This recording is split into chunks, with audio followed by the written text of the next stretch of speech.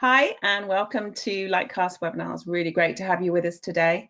We're talking all things taxonomies, which is going to be absolutely fascinating. We have a special guest today, which is Hal Vanella, who is our expert on taxonomies, and is hosted today by Will Cookson, who is the Director for Account Management in Communities and Government. We have a recording and slides that will be coming to you in a follow-up email, so please keep your eyes open for that. Any questions, please put them in the questions box on your control panel, and we will endeavour to get back to those at the end of the presentation. So without any further ado, I'll hand over to you, Will. Hi, Will. Hi, Debbie, and thanks for the introduction. So yes, as Debbie said, we're joined by Hal, our resident expert on taxonomies. Been looking forward to doing this one because we've added new taxonomies and new features into our products, and it really feels like it's something worthy of shouting about it. I mean, we're not obviously going to shout, but we're going to talk you through it today. Forewarning, it is May the 4th, which is an auspicious date, and I'm not talking about local elections, but for any Star Wars fans, they will know exactly what I mean. There may be the occasional Star Wars Easter egg within the presentation, but we've been really restrained. We're not in full costume, neither myself or Hal. So without further ado, I will give a brief introduction to Lightcast for people that don't know us. We're a global leader in labour market analytics. Our mission is to unlock new possibilities in the labour market, and we do that through connecting people with jobs, by providing businesses, communities, education organisations with the best labour market data possible. And we always hope that that data-driven insight will enable better, faster and more informed decisions to be able to take place. Across the UK, we work with local and central government, education organisations, careers providers, and we also work with the private sector, especially around that talent and recruitment agenda. So I'm going to move on and introduce Hal, our resident expert. Hal, are you there? I'm here. Can you hear me? I hear you loud and clear, Hal. Excellent. So I'm here to talk to you today about taxonomies, what they are, what they're for, why they're useful, and most importantly, why you should care, and hopefully convince you that they're not scary. And yeah, we'll start from the basics and go through it, but I'll move up to what taxonomies Lightcast uses, why we're excited about them, and why we hope you should be too. So if we move on to the next slide, I will talk about what are taxonomies. So at a very basic level, taxonomies are a way of classifying stuff. If you have a list of anything, random stuff, living organisms, engine parts, anything, and begin to categorize that list into logical groupings, that's the beginnings of a taxonomy. And then as you go deeper into it, your taxonomy will develop a hierarchy as each subcategory within a category is formed from those logical groupings. So if we move on to the next slide, I've got an example that's particularly close to my heart, which is alcoholic drinks. So with the list of alcoholic drinks, I've got Sauvignon Blanc, malt whiskey, Bacardi, Porter, Prosecco, Johnny Walker, and the unlikely name Moostrel IPA, which is a joke that relates to a video you'll see later on in the presentation. That list is obviously fairly random and has lots of different things in it. You can immediately see that our hierarchy might start with beer, wine, and spirits, and then within those three categories, you have subcategories that are in front of you here and fairly obvious. So it's a simple example of what is a taxonomy, but I think it's a good way to start. So with the next slide, we'll move into more specifically why is this useful. So for our alcoholic drinks taxonomy, for each one of these categories, you can have important metadata associated with that category that tells you about the drinks in that group. So for each one, you have tasting notes, possibly alcohol content, allergen information, and perhaps most importantly, where can I buy some? So why is this specifically useful for Lightcast customers? I'm not saying that we're all alcoholics, but basically labour market data is very big and very messy and very difficult to navigate. And what our taxonomies do is allow data users to get easy access to specific aspects of that data. We have data from a variety of sources, job postings, profiles such as CVs and resumes, often using very, very different languages, but we need to try and bring some consistency and order to that chaos. And it's possible this might be where the first Star Wars Easter egg comes in. Moving on, why are these useful specifically? This different language that we want to try and standardize in our taxonomy is the most important element of what we do with our taxonomies, I think. So we have taxonomies that characterize individuals and roles. We call these workforce taxonomies. We have taxonomies that help us to categorize organizations and employers. We call these the institution taxonomies. And with the next slide, I'll move on to some examples of both. So the workforce taxonomies, if you think about the kind of information that you might have as an individual or for a job posting, there's the job title, there's the occupation, the role, skill requirements, often displayed on a profile or a job posting. There's the subject area, qualification requirements or qualifications attained on a candidate's profile, the education level of those qualifications, and then smaller taxonomies such as whether a role is remote working. That taxonomy might consist of yes or no. There might be shades of grey there, but that's another example of a very simple taxonomy. With the next slide, we talk about institution taxonomies. So a bit more straightforward here. Company, or we might want to say employer. We tend to use the two interchangeably, but who is offering the role or who did the candidate work for, the industry of that employer or company, and the location. So these are the sort of taxonomies that we're talking about in our data. And all of these, as you can see, just help to standardize and classify the different information that we get from our data. So to go into a bit more specifics, there are different sorts of taxonomies in terms of taxonomies that are external to Lightcast, i.e. developed by government agencies.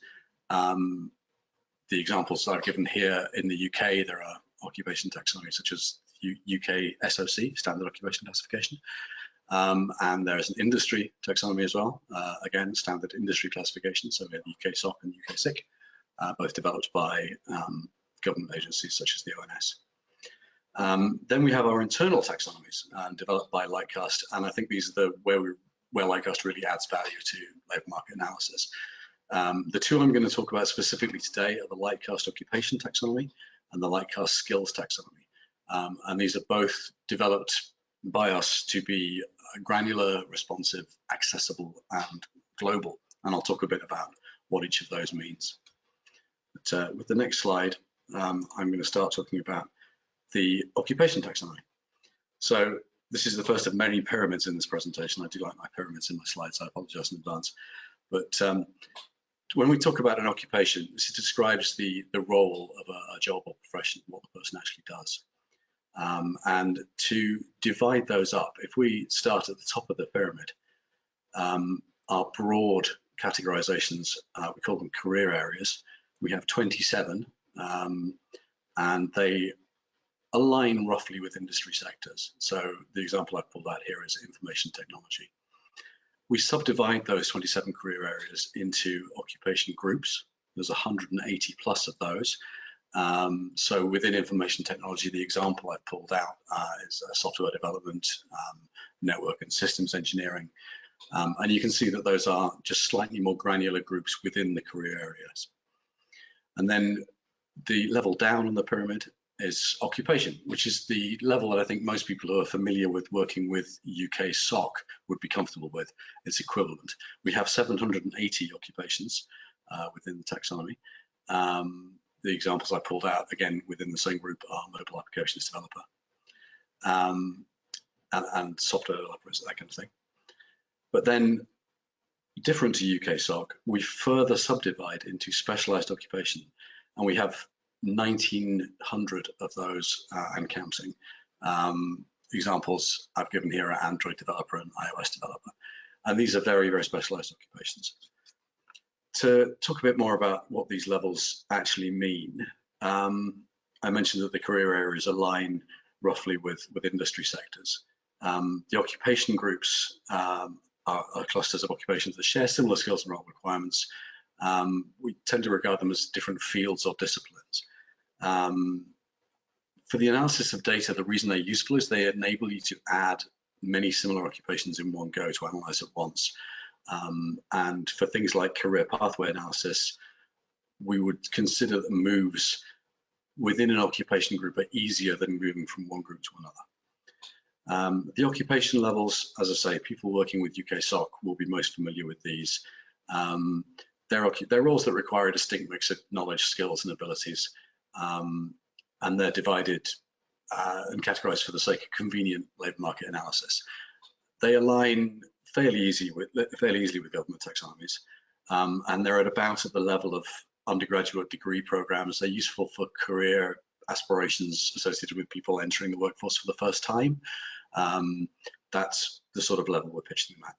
The specialised occupations, I think, is where Lightcast really adds value, because these are very, very granular, and they're designed to match the expectations of businesses looking to hire, train, develop workers in specialised roles within their workforces.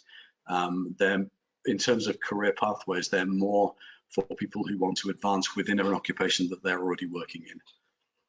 So that level of granularity is required for that sort of specific information.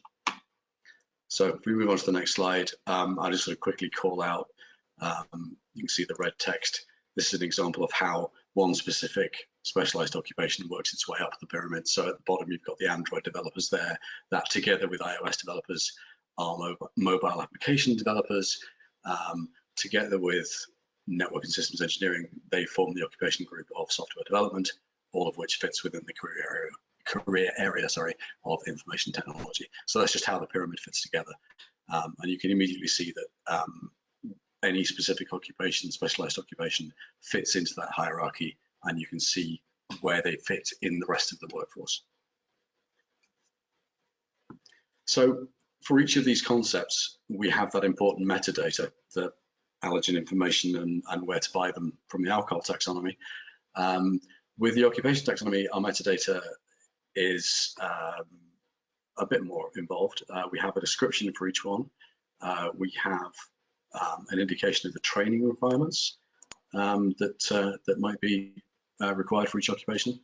But more importantly, almost, the name is the most simple concept within the metadata, but it's worth mentioning that job titles can be very, very chaotic. And one of the major reasons for using an occupation taxonomy is that the standardized name of the occupation role or the specialized occupation role brings together the specific roles that can be represented by lots and lots of different job titles. So it's bringing order to the chaos, if you like. So moving on to the next slide, what are the key benefits of this? So I've already mentioned the granularity.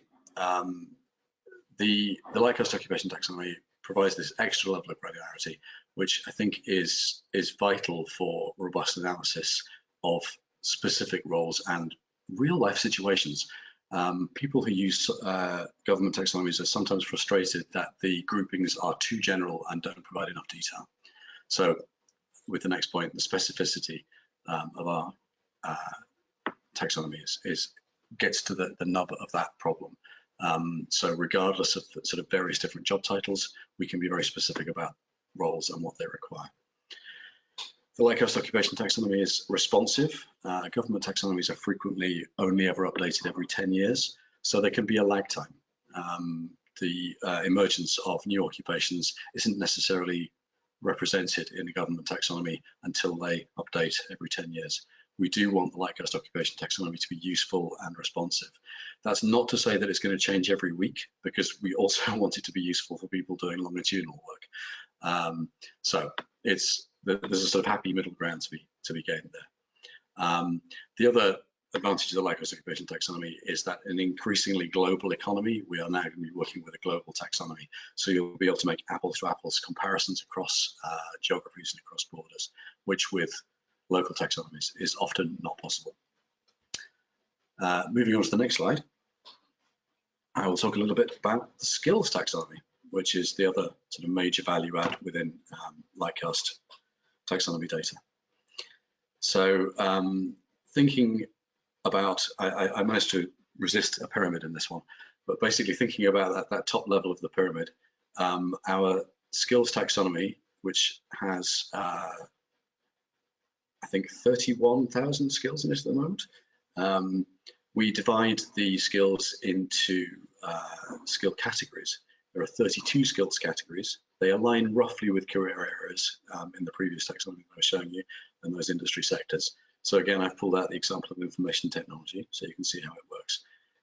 There are obviously 31 other skill categories that you can see on screen there, but I'll pull out the example of the information technology. If we move on to the next slide. Within information technology, there are subcategories. We have 442 skills subcategories in total. There are 70 within information technology, because obviously that's quite a complex set of skills. One of the subcategories that I've pulled out here to look at is cloud solutions, because that's a nice buzz phrase that everybody's excited about at the moment. If we move on to the next slide, you can see that we actually have 138 skills within cloud solutions.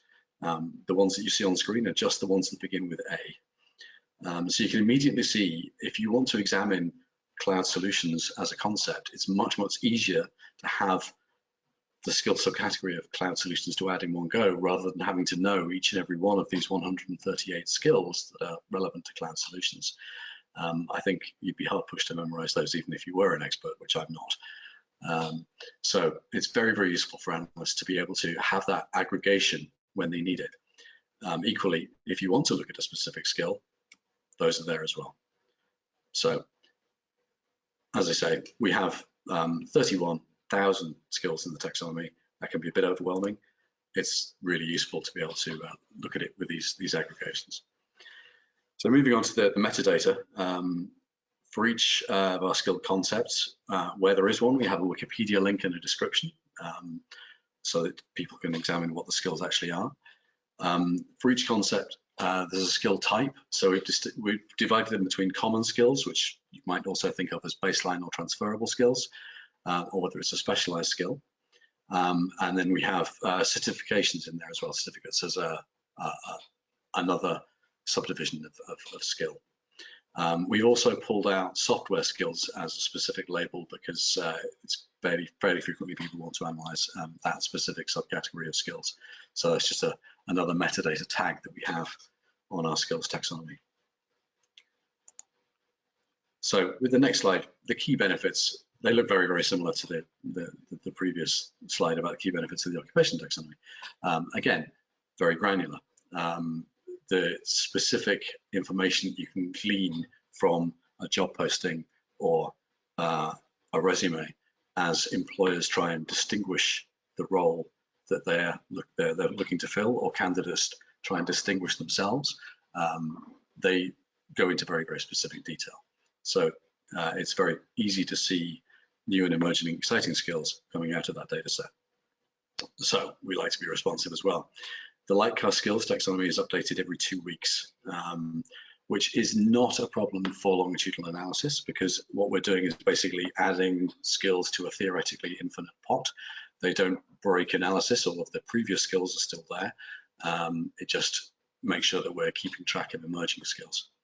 Again, our skills taxonomy is global, so language aside, we can analyze similar concepts across borders. So with the next slide, I'm going to hand it back to Will for the all-important so what question. Yes, lots of so whats.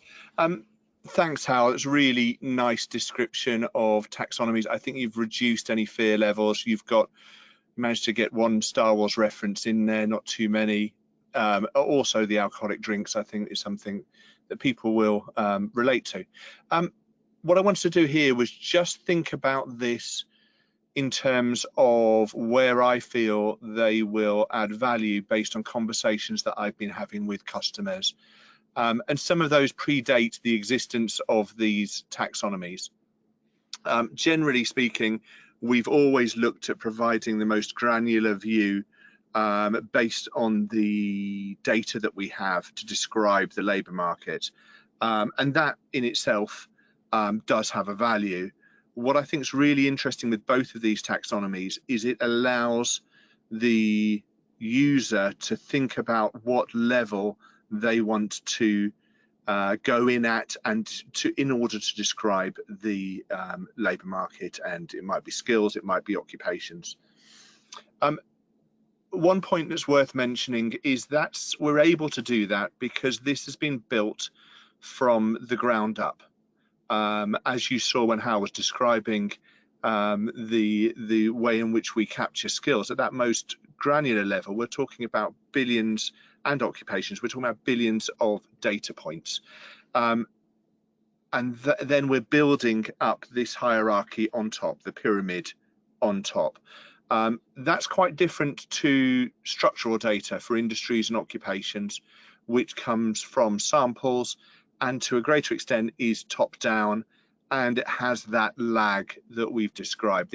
Those data sets are not being updated annually or fortnightly in the way that we've described occupations and skills.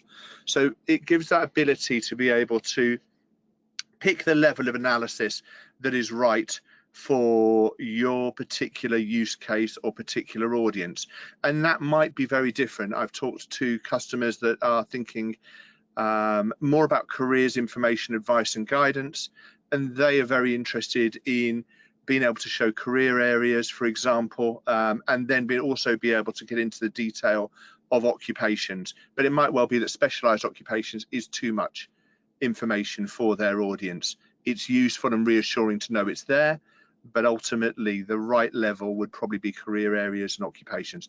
That may well be different based on your organisation's use case, and also very importantly the audience with which you're sharing that information with.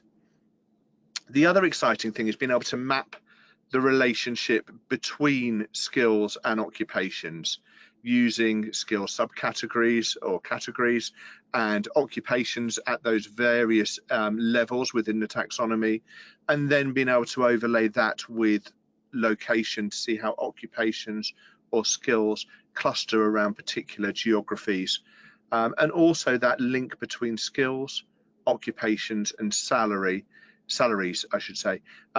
That's something we'll come back to, because ultimately these taxonomies have been introduced as a foundation for things that we want to do in the future. Not to say that you can't play with them and explore them and understand them now as they are available within our products. Essentially, the purpose of them is to help us better understand emerging skills and emerging occupations in a way in which we know customers have been challenged when trying to do that using the structural data that's available from ONS, for example, on industries and occupations.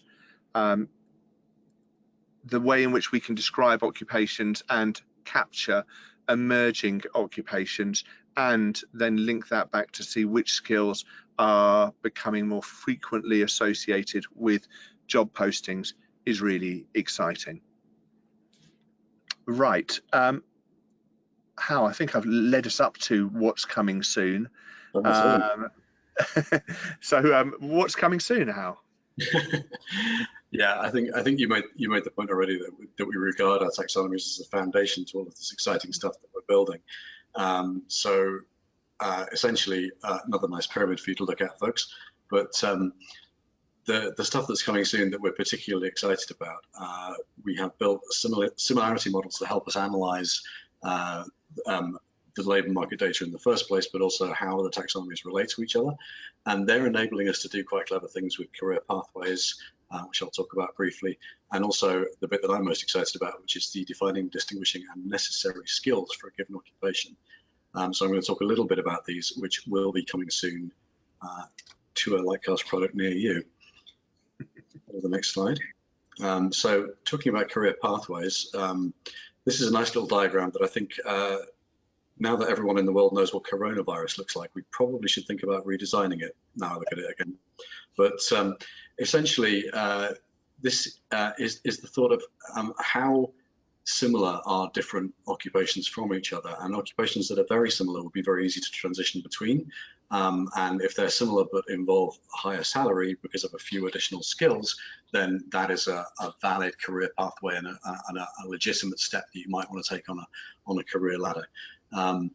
And I think this is where the granularity that I mentioned earlier on really comes into play, because if you want to tell a software developer how to advance in their career using UK SOC, that would be quite difficult, because really you've got programmers and software development professionals as your category, and you'd be basically telling a software developer to become a slightly different software developer without any more specific information.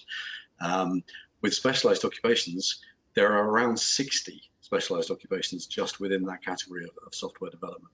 So it's much more specific to be able to say, become this kind of software developer, this specialized kind of software developer.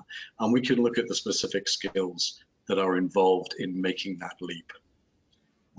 So that's career pathways.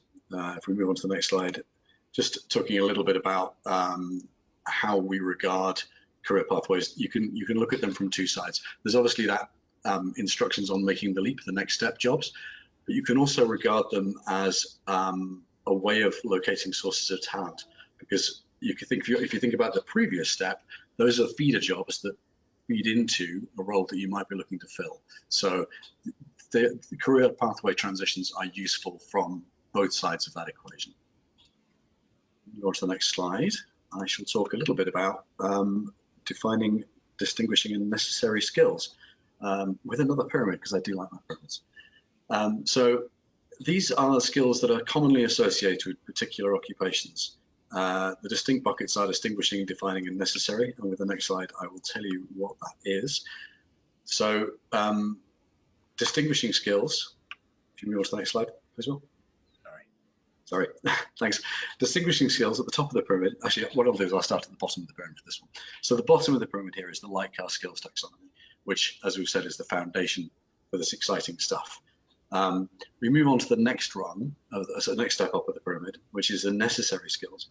So for a given role, the necessary skills are the ones that are obviously required for that role, but may be relevant across similar roles. They can be regarded as the foundational skills for that broader occupation group.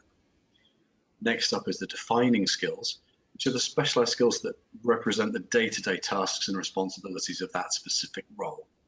But then at the very top of the pyramid, real value add are the occupation's distinguishing skills, the advanced skills that are called for occasionally, and a candidate with those skills is likely to be more specialized and differentiate themselves from the crowd, and that's, I think, where the real value add can come in.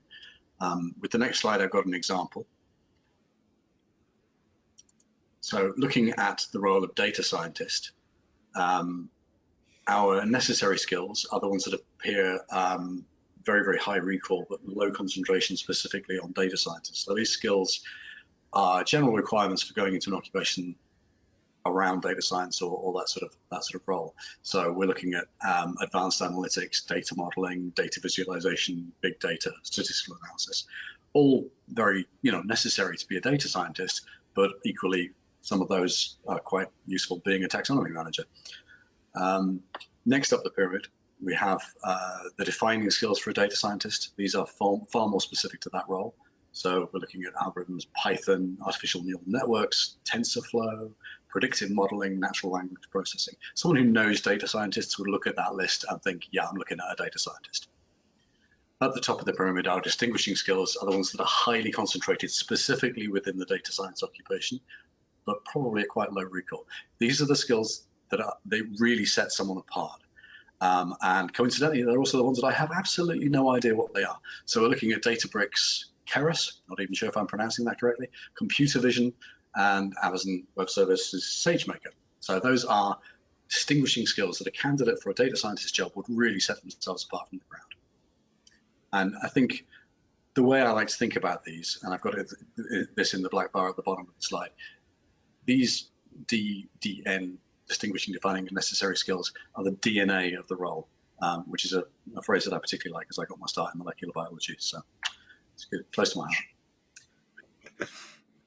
Thanks so much, Hal. I'm going to just check for questions. Oh, I've got yes. So one question, Hal, and I think this is one I think we've discussed in the past. Was or is, over time, will occupation skills be removed from the taxonomies during the updates? And I know when this was raised with me, it was related to, the question was related in regards to automation. So we hear about automation and we hear that certain roles will ultimately not be required, and there's debate to be had about that, which we'll save for another day.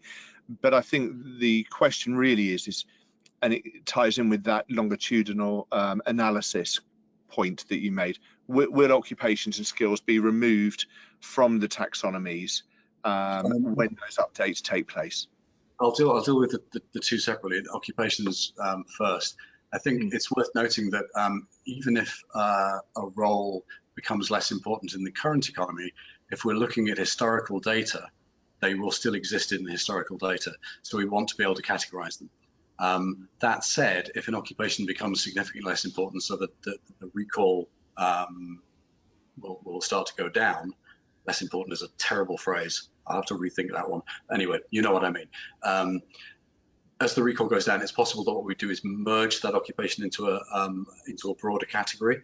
I can't imagine a situation where we would specifically delete an occupation and stop thinking about it altogether, because we do need somewhere to categorize those historic postings too. Similarly with a profile, just because an occupation is now regarded as defunct doesn't mean that people weren't working on it in the past. So that's a reason I think deletion is unlikely. Merging is possible, but it's worth noting that even when we do make updates like that to the occupation taxonomy, there would be a full changelog published with it. So any changes like that would be given in detail and indeed in machine readable format. So if anybody wanted to switch analysis across, that would be hopefully fairly straightforward.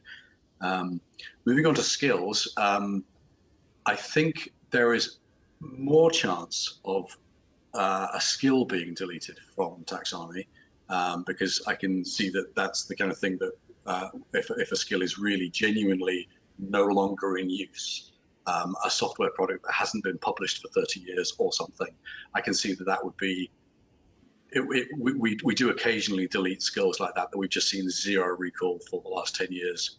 Why are we bothering to even look for it?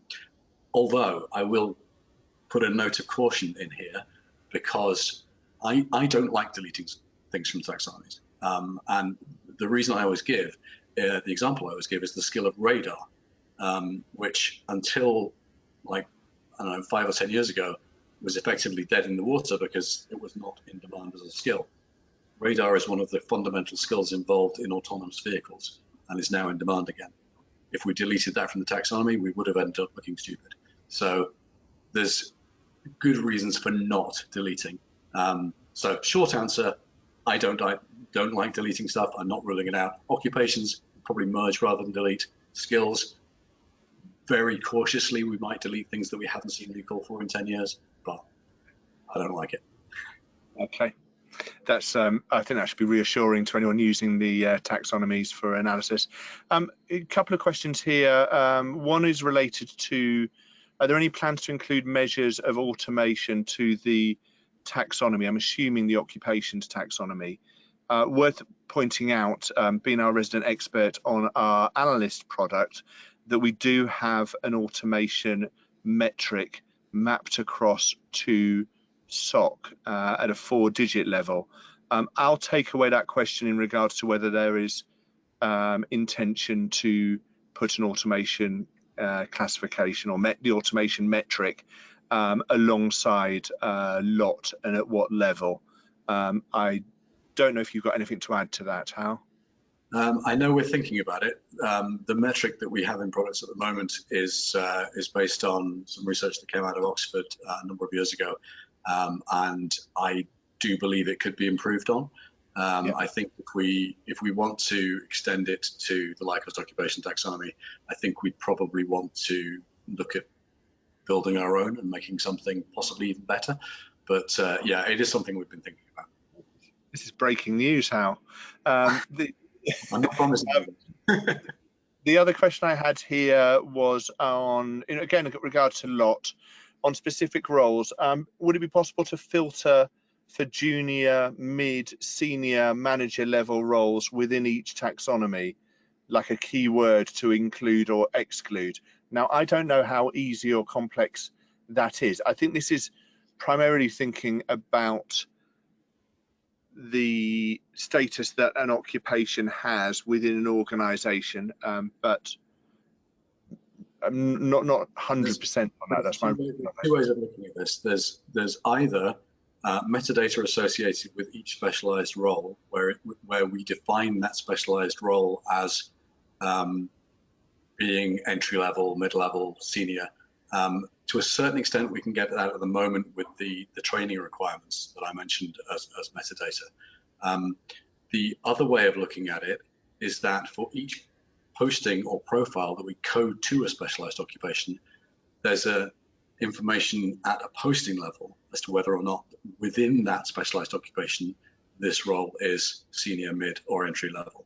And that's more complicated. That's probably, that would be a facet that is applied at a posting level, slightly separate taxonomy. So I think there's two ways of looking at that. The metadata associated with the specific occupation concept within the taxonomy, to a certain extent already there with the training requirement information.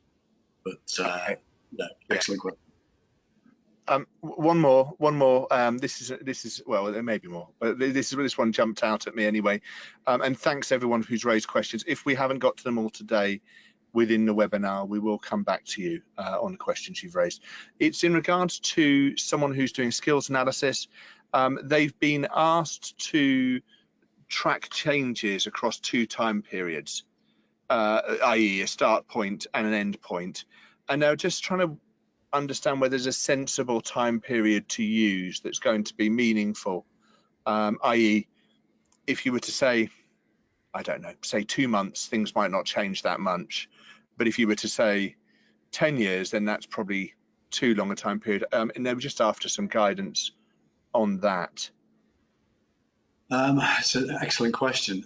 Skills, there's always a little bit of a lag, especially with postings data, because it takes a while for employers to catch up.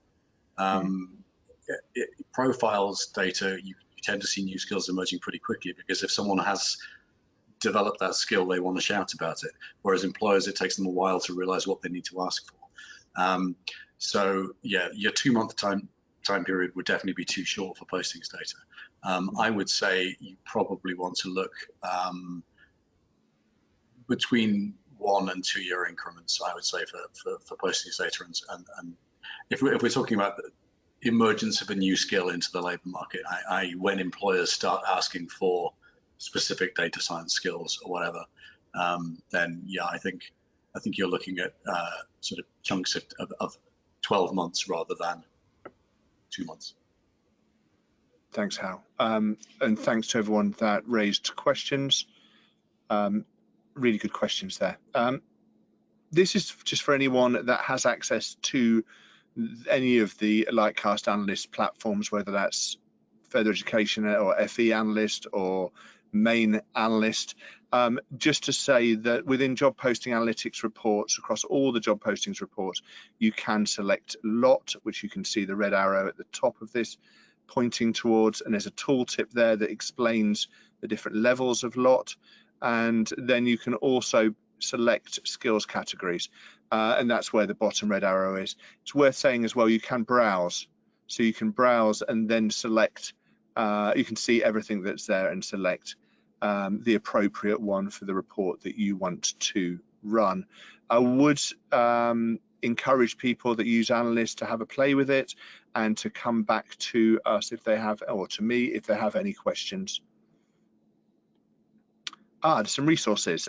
So there is a link here to a blog piece that we made on the Lightcast Occupations Taxonomy that is going to be added to as well, with a visual representation of the occupation taxonomy that you should be able to navigate.